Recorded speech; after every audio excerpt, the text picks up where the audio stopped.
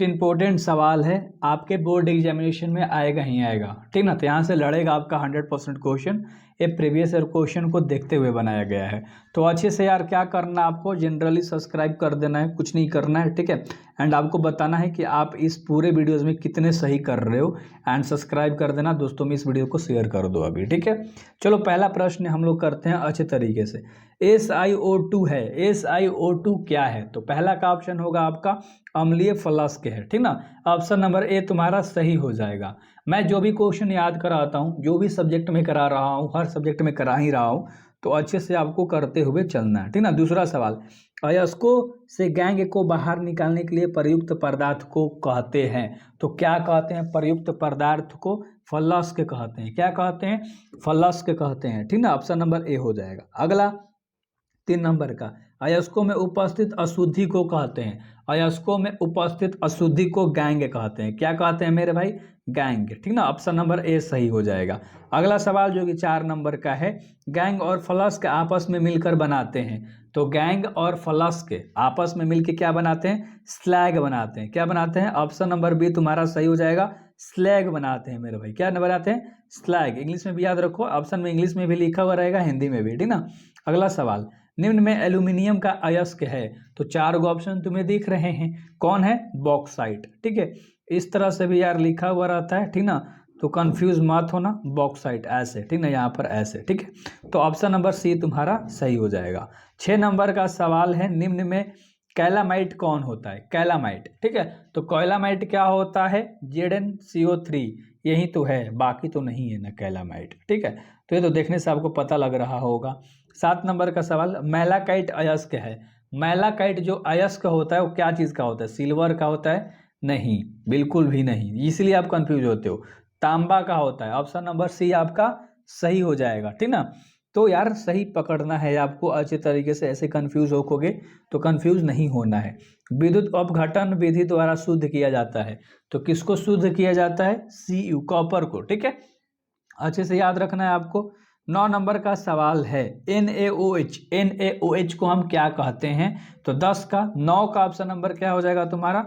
देखो, caustic soda भी कहते हैं और धोबी सोडा भी कहते हैं। धोबी कहने का मतलब कि धोया, धोने वाला, ठीक ना, धोबिया सोडा यानी कि धोने लायक।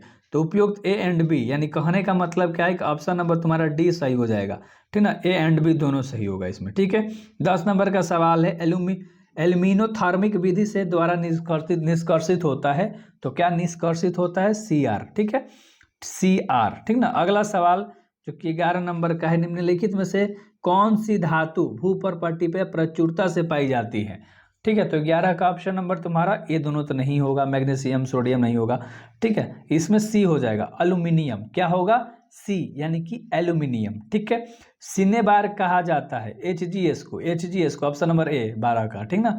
तो अच्छे से याद हो गया। अगला सवाल जो कि 13 नंबर का सवाल है, बहुत आसान सा है, सिल्वर युक्त अयस्क है। तो सिल्वर आपको बताना है, ये गैलेना होता है।